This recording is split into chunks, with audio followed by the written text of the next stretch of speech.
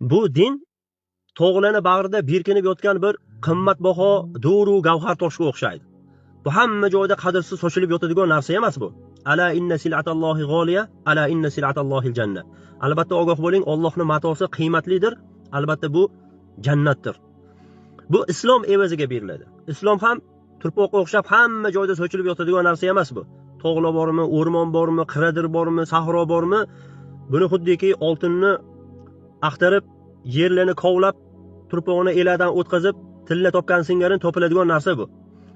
Endi bunaqa muammo bo'ladigan bo'lsa, qiyinchilik bo'lsa, menga kerak emas deydigan bo'lsangiz, buni ham javobini Alloh taolo aytib qo'ygan. Faman sha'afal yu'min va man sha'afal yakfur. Kim xohlasa iymon keltirsin, kim xohlasa kofir bo'lsin, jahannamni tayyorlab qo'yganmiz deydi. O'zi shu uchun kelgan dunyoga. Endi nomatlik qilib, menga kerak emas bu deman. Yon atrofdagi mahluqotlarga qarang, hammasi o'zining ishini bajaryapti. Yerdan 1000 barobar, 1,5 barobar katta bo'lgan quyosh ertalab chiqadi, kechqurun botadi. Kim uchun? Siz uchun. Oy 15 kun yo'riq, 15 kun qorong'ulik. Kim uchun? Bu ham siz uchun. Osmondan yomg'ir yog'adi, kim uchun? Bu ham siz uchun. Mol bormi, ot bormi, qo'y bormi, tuya bormi, so'yib go'shtini yeysiz. Bu kim uchun? Bu ham siz uchun. Biror marta nomard nimaga meni so'yib yeyverasan deydimi sizga? Kichkinagina pashchadan keladigan asalari million kilometr yurib bir banka asal yig'sa, o'tirib bir ko'tarishda ichib qo'yasiz buni. Bu kim uchun? Bu ham siz uchun. Shularni bo'ysundirib qo'ygan zot kim o'zi?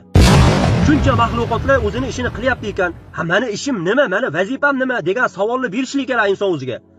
Keyin bu iymonga olib kiradi insonni.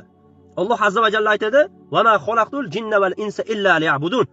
Inson va jin toifasini faqat va faqat o'zimga ibodat qilishlik uchun yaratdim deydi.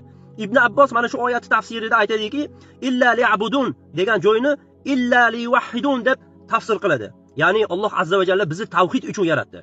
Yolg'iz o'zini ulug'lab, buyuklab, yolg'iz o'ziga ibodat qilib, mana shu tavhidda o'tadigan bo'lsangiz, ertaga qiyomat kunida salomat qoladigan insonlar qatorida bo'lasiz. Aks holda jahannamdan boshqa narsa bo'lmaydi. Allohu a'lam. Ustoz duo qilib qo'ying, ertaga armiyaga chiqib ketyapman. O, mashalloh. Armiyaga chiqib ketyapman degan musulmon mamlakatdagi yigitlar ibodatga ketyapman, jihodga ketyapman degan niyat qilib qo'ya qo'ying. Ashror, senga bitta savol. Hech bo'lmasa hayotida bir marta mard bo'lgin, baribir o'lasan. Va likulli ummatin ajal dedi Alloh azza va jalla. Har bir ummatda ajalini belgilab qo'yganmiz dedi.